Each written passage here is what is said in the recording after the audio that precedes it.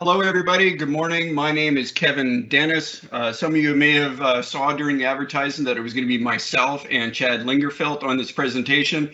Unfortunately, Chad is actually out on another job site working fall protection on another stand down effort, so it'll just be with me today.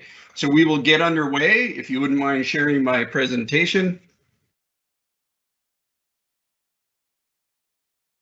Excellent. So welcome to the Werner Safety Stand Down webinar, Understanding the Importance of Fall Protection, the A, B, C, D, and E's. We are going to review the fall protection alphabet here today. Like I said, my name is Kevin Denis. I'm in the Fall Protection Division of Werner in the Technical Service Department. This session today, all typical webinar rules apply. We are live, so we have muted everybody's video and audio.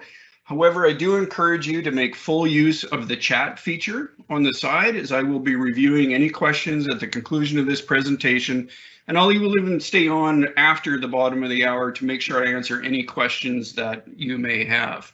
So, last week was the OSHA National Safety Stand Down to increase the awareness of fall hazards in the workplace.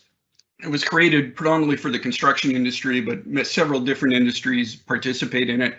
And you don't have to go very far during stand down week to be shown some of the statistics regarding accidents and injuries, of fall hazards in the workplace.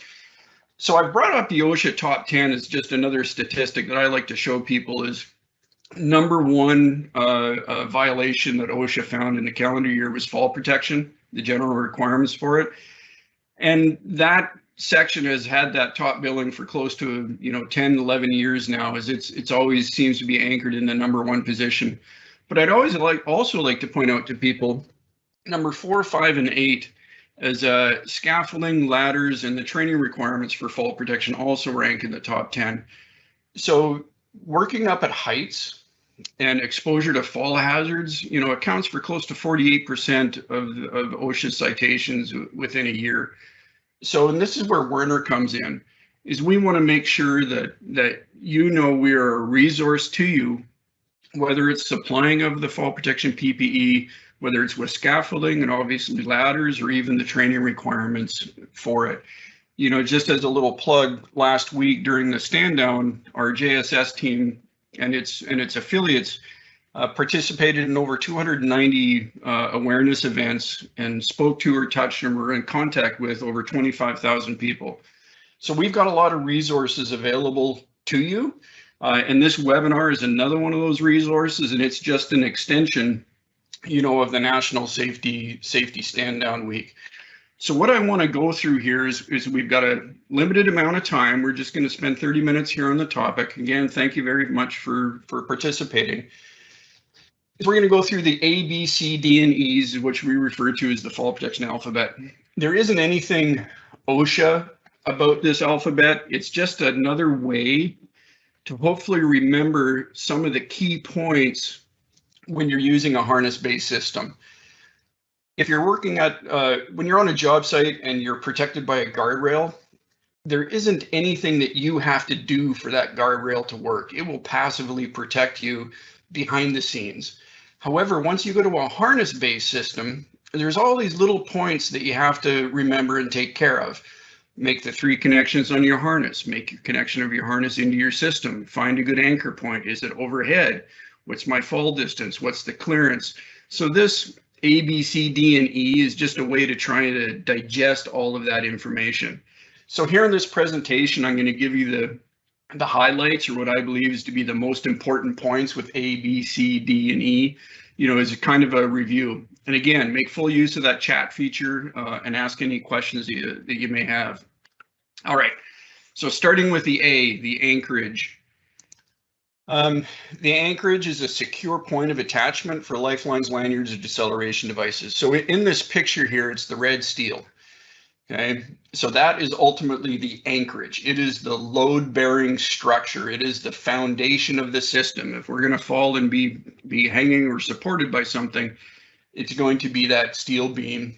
And even arguably, it's the next column underneath it, and the other beams connected to it, and ultimately into the foundation. But the anchorage is basically the foundation of the system. OSHA has several requirements for it. 5,000 pounds is kind of what I want everybody to remember. And again, I'm not going to go through travel restraint anchorages, positioning anchorages, rescue anchorages, tieback anchorages. We could spend a couple of days just on anchorages alone. So the features of your anchorages, again, it's that secure point. And in a perfect world, that anchorage has been pre-selected for you. Either a PE or a qualified person has landed an anchor bolt or a D-ring someplace, and the strength of it has been proven. However, I understand that everybody doesn't have engineers and come-alongs and load cells walking around with you at every job site. You might not be able to pre-qualify every single anchorage you want to use. So there is some tolerance for connecting to what's called non-certified or non-engineered anchorages. But even if you do that, I want everybody to remember this 5,000 pounds. Okay, think big when it comes to anchorages. And once you've selected an anchorage that has the requisite strength, hopefully it's above your head. Okay, the higher the anchorage is, the better it is, and you always work underneath it as close as possible to reduce any type of swing fall. There are dozens and dozens, if not hundreds, of anchoring options depending on the structure that you're connecting to. Werner has what we call wraparound anchorages, whether it's this vinyl coated cable where the small D-ring goes through the big D-ring. Same thing with the synthetics, is they wrap around and capture this anchorage structure. There's a lot of anchors made for concrete, whether it's permanent, semi-permanent, or temporary, with the swivel anchors and the lollipops. Same thing with existing holes in concrete or steel. There's the drill through family. There's the fasten into family, typically around wood construction or residential roofing or any similar type construction where it nails down, screws down, or lags into the wood structure. And then there's the connect to families, whether it's a beam slider or a fixed beam clamp, or a beam trolley. And these are just a few of the ways to interact with that anchorage, whether it's a beam, concrete, column, post, whatever the feature may be. So the anchor, think big, 5,000 pounds overhead and stay underneath it. And just as important as talking about, what qualities are in a good anchor, I find it just as important many times to talk about the qualities of bad anchors.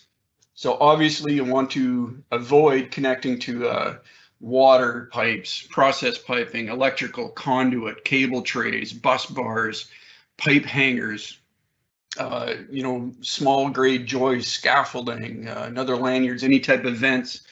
If the anchorage isn't structural, if you don't think that anchorage will survive a bomb blast and an earthquake, you should really be questioning whether you're connecting into it. But just as importantly, ask. Reach out to your coworkers, talk to your safety department, ask your competent person on site, hey, I don't think there's an adequate anchor point at X location. If there's some structure there, chances are there's some way to interact with it. Okay. So that's the anchorage. Anchorage is your structure. Think big, 5,000 pounds and overhead. Moving on to B is the body holding device, is essentially your harness. There are hundreds, if not thousands, actually I can tell you there are thousands of options available when it comes to a full body harness. And the one thing that I would, if I only have a few minutes to talk about a harness, what would I tell everybody is what is its purpose? Think containment, okay? Yes, we need a harness that fits and it's got the right features and the right D-rings, but ultimately, what is that harness's singular objective? It's to contain and hold the person's body. So whether they fall head first, feet first, sideways, the harness contains that person's body, directs all the forces to the pelvis area, and it keeps them in an upright position after the fall has occurred. So OSHA has got several little blips and blurbs about the attachment point being on the wearer's back, or you can attach to the front in general industry with limited fall distance applications. But I want to everybody to what is the main function of a harness? It's containment. Okay. This here is the Werner Proform harness. There's a D-ring here in the back. You can't see, it's got a construction belt with D-rings on the hips. Again, thousands of variations of harnesses. You can get them with front D-rings, shoulder D-rings for confined space or suspension. So whether you're using your harness to be suspended, hold yourself in a work position, or you're entering into a confined space, or ladder climbing with a front D-ring, the primary function of that harness is to contain that body. The reason I mention that, where I want to have focus on that during this presentation, is the number one challenge with the harness is whether it's being used and worn and adjusted correctly. Okay, even still today, we find that's the number one challenge is leg loops are undone and stuffed into people's pockets, or they're too loose as somebody doesn't like it touching their body, or they're worried it's going to encroach on their private areas if they should fall, or they can't get into their pockets. So you see things like this occurring with harnesses all the time. This fellow has slid the back D-ring all the way down to the small of his back. And I know why he did it is it's difficult and awkward to reach behind your shoulder blades, behind your head, and connect to that D-ring. If there's one part of a body that is difficult for yourself to touch, it's right between your shoulder blades. And that's where all this fall protection equipment is supposed to attach. And that's for good reason, is when a person falls, you want them, after the fall event is finished, you want them to be hanging vertically with their head going forward rather than backwards. So there's a reason that D-ring is between the shoulder blades, and you just have to accept that that's where it is. So avoid this type of stuff, because now we really are sacrificing or potentially sacrificing the containment function of a harness. If this fella falls head first or sideways, his little zip tie up here, I don't think is going to hold those shoulder straps into place, and there's a potential for him to fall out of the harness. And even if he does stay contained, he's going to end up laying in a horizontal position or even being bent over at the waist because of that D-ring location. So like I said, if I've only got a couple of minutes to talk about a harness, I want everybody to remember its function is containment. Okay, all of the other things are secondary to that containment. Color, inspectable webbing, D-ring locations, chair in the air features. After we look after containment, which is a function of fit and adjustment, then we can attach to those secondary features. All right. Now we're moving on to C. So A is the anchorage. Think big, anchor overhead. B is your body holding device. It's your harness. Get the right harness for the job, one that fits, and take the time to adjust it correctly with all the correct D-rings. C is the connecting device. And a connecting device is the interface, if you will, between the person's harness and the anchor point. So it's all of the equipment that's between the harness and the anchor point. So if there was a thing I want people to remember about connecting devices, it's this regulation down here and this number, 1,800 pounds. OSHA says personal fall arrest systems when stopping a fall shall limit the maximum arresting force on an employee to 1,800 pounds. Okay? And that's what the connecting device does. Okay? This is where fall protection systems can get a little bit messy and confusing for people. The harness and anchor are actually relatively simple. The anchor has to be strong enough and the harness has to be on correctly to contain, but they don't have any influence on how far somebody falls, how much clearance they need, or ultimately what the arresting force on their body is going to be. Those three functions are accomplished through the connecting device. How long is it? What kind of deceleration device does it have? How much distance does it need to stop? So the connecting device has the most influence on the performance of the system. And ultimately, no matter what we use, we want to make sure that we don't injure that person during the fall event. So to limit the maximum arresting force on an employee to less than 1,800 pounds, we can do that a couple of different ways. Number one, we look at the free fall distance and we keep that number as low as possible. All right. OSHA says that Fall arrest system shall be rigged such an employer can neither free fall more than 6 feet nor contact any lower level. Those are all in efforts to reduce the arresting force by limiting the free fall distance. It's a pretty simple principle. If I have a 200-pound person falling 6 feet, they're going to generate more energy than a 200-pound person falling 2 feet.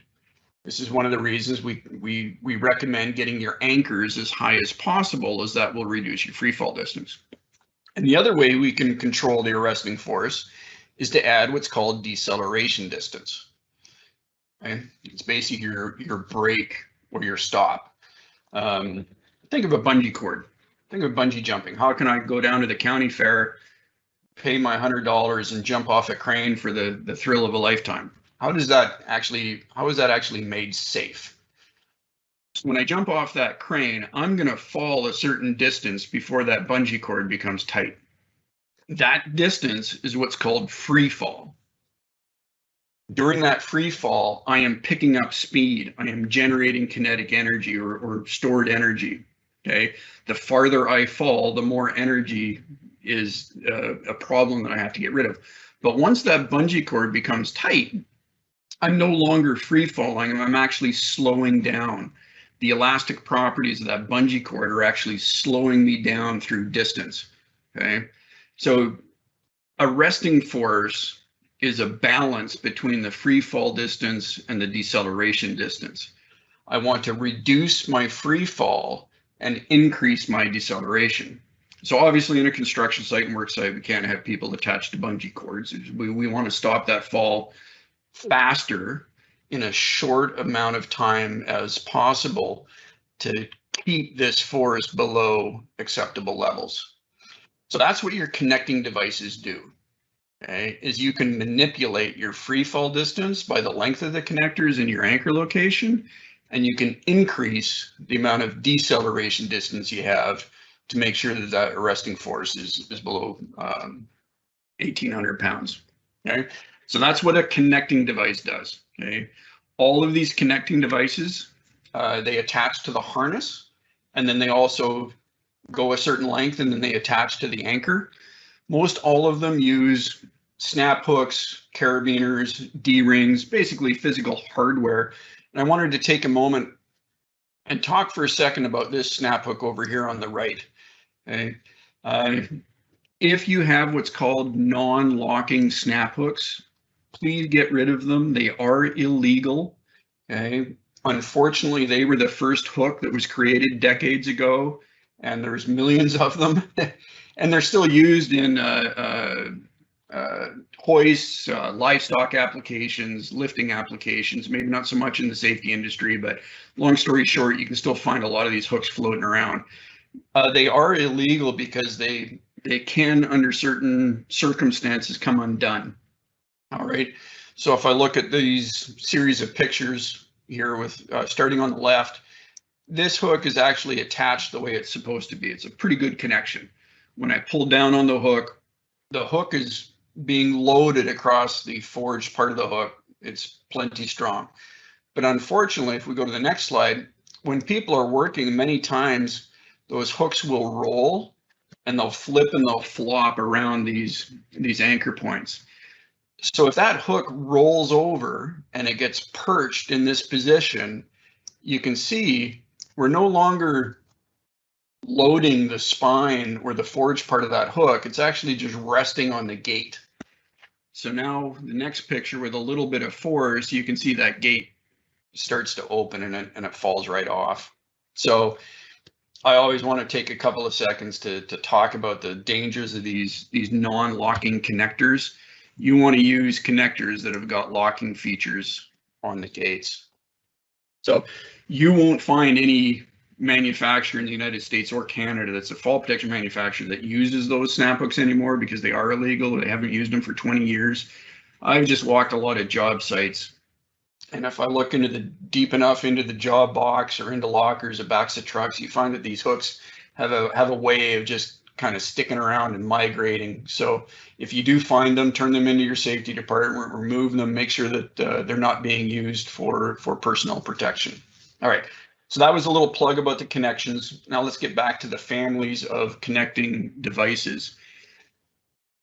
The first family are basically lanyards.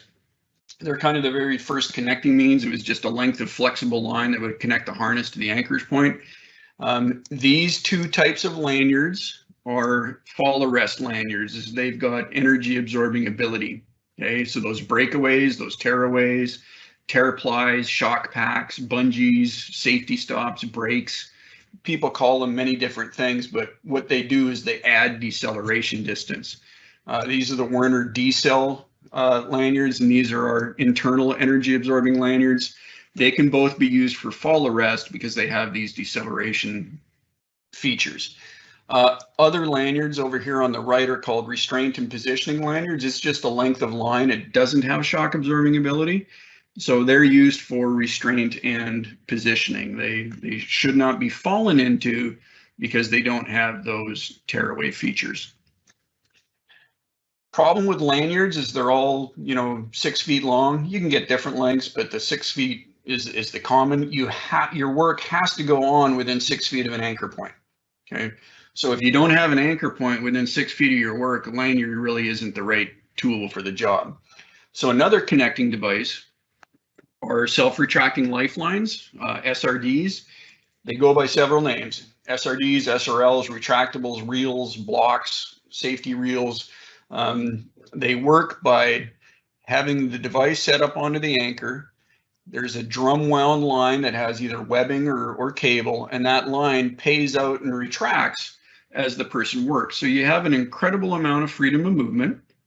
They are by far the most user-friendly system. They're the most well-received. Is once you connect to it, you don't have to be adjusting it. You don't have to be fiddling with it. You don't have to make any type of adjustment features. The line just follows you. If you should fall, there's a speed brake inside of the housing and it locks and stops the person. There's two classes of these.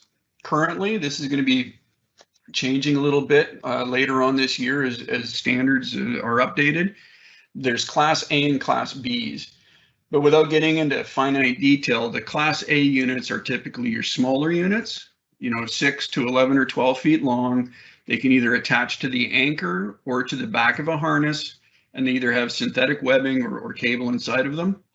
Class Bs are typically your larger units, 20, 30, 60, 80. I think the longest one you can get in the US is 130 feet. They're much larger, they're much heavier. They aren't something that you're going to leave connected to your harness, but they have a much longer working length. They all function the same way with the speed brake and connection to the back of the harness. The Class A units will lock up within 2 feet. The Class B units need 4.5 feet to lock. The Class A's will have an arresting force of 1,350 pounds. And then the Class B units usually have internal energy absorbers, so you can get that a little lower, of down to 900 pounds. So SRDs are another type of connecting device between the harness and the worker. Another category of self-retracting lifeline are what's called LEs, leading edge units. They're still a retractable. They still operate with this line that's paid out and retracts. However, they can be anchored at foot level. Okay, they're very popular because whenever you're working, there's always a floor. There's always something typically that you can anchor to, and then they just go up to the back person's D-ring. I always like to talk about SRD LEs a little bit because they're very popular. They're very user-friendly. I just need people to recognize that when a fall occurs, whatever this distance is, whatever that person's height, that is additional free fall distance, and it's additional energy that's going into the system. And we're going to introduce, an edge against that line. So you want to make sure that you've exhausted all your other options of guardrails, safety nets, overhead anchor, travel restraint lines before you go to an LE unit, just because there's an increased risk with these. They can be used, but they just have additional challenges. Werner tests all of our LEs not only on the ANSWER required steel substrates, but we also test them on concrete and metal edges. Other connectors are positioning lanyards. They connect hip to hip. And positioning lanyards are essentially an accessory to your hands. If you're ever working and you want to let go, that's where these positioning lanyards come into play, is they will hold you into place. Rope and rope grabs, vertical lifelines and fall arresters are another feature. There's kind of two types of lifelines and rope grabs. There's the trailing ones, which are these, and they're for vertical climbing. That rope grab will trail behind you up and down that rope as you climb up and down. Then there's manual rope grabs. These ones are for sloped and horizontal applications. That rope grab doesn't follow you. It stays in place on the line. The only way it moves is if you actually slide it and park it in a different place. So very versatile systems. Another type of connecting device is horizontal lifelines. Excuse me. Many times you need a much larger range of movement, and you need horizontal movement. So by attaching a horizontal lifeline onto two anchor points and having a connector come off that line, this person now could have movement in 2 dimensions or 3 dimensions, depending on how the line is set up. So they are very user friendly. If there was one thing I'd want to mention to everybody about horizontal lifelines, it's don't build your own. Okay, there are concerns with overloading these end anchors when you tension a line or string a line between the two. So when I fall onto that line, whatever this force is going to go through a multiplier as it's translated over to the line. So use purchase systems. Werner systems have got built-in energy absorbers for the horizontal lifeline. There's tensioning devices that you can get the line to the proper tension and height and elevation. You don't want to build your own lines because you could overload these end anchors.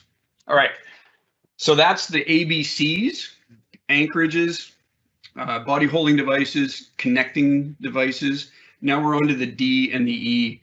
The D and the E aren't physical components of a system like the anchor, body holding device, and connectors, but they are a consideration. If somebody falls and they're hanging from their harness, there has to be a plan to get them out of there. Okay.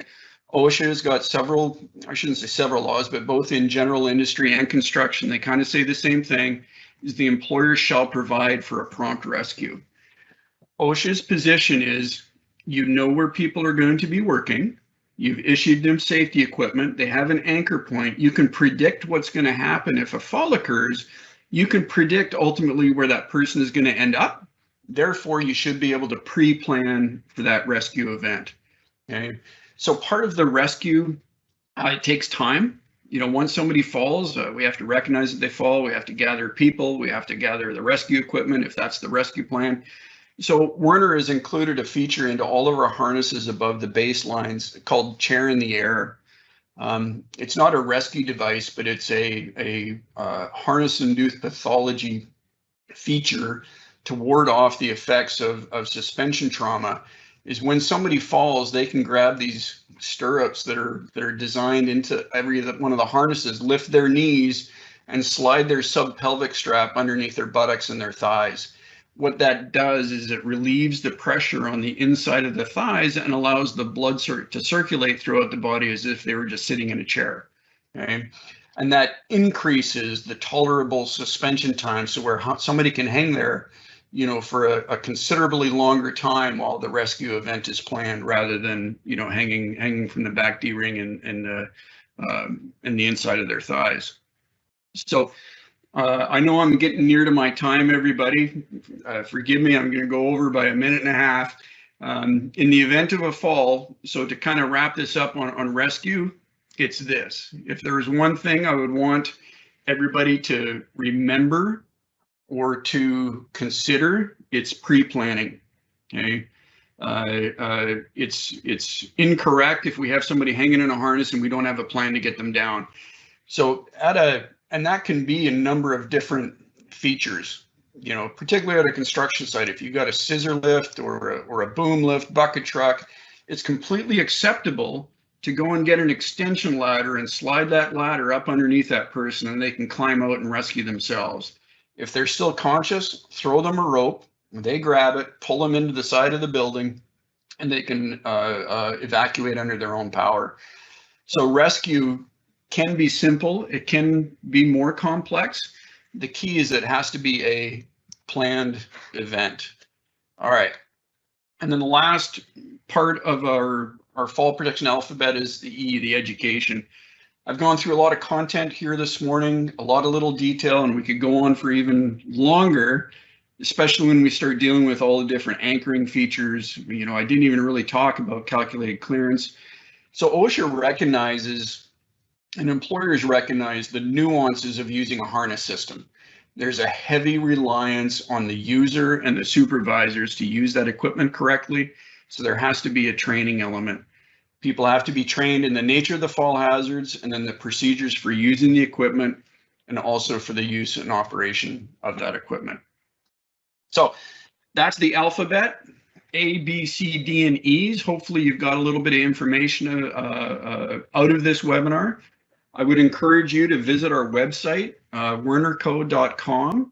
Is all of the products that I showed during this presentation or I talked about, as well as hundreds of others, are available on the fall protection pages. There's a training page that has several resources for you to continue the awareness and training on your fall hazards that you find at the workplace, as well as there are even some training courses that you can find through our partners Blue Volt and as well as on our own website. So at that, I will go over to the chat function. Jose, if you want to get rid of my presentation there.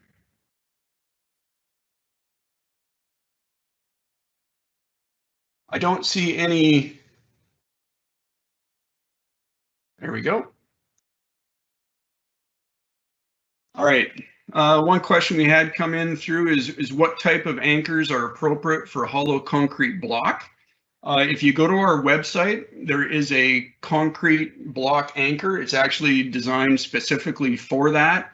You have to check your concrete block, you know, to make sure that it meets the requirements of the anchor. But it's a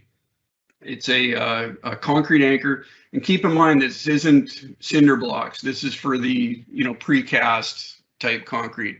But there are products like that on our website. Great. Scrolling through the other questions. Thank you very much, everybody. I appreciate your kind comments. Great, and that's the only technical question that we have. So thank you very much, everybody. Stay safe out there and do what you can to increase your awareness on fall protection. Thank you.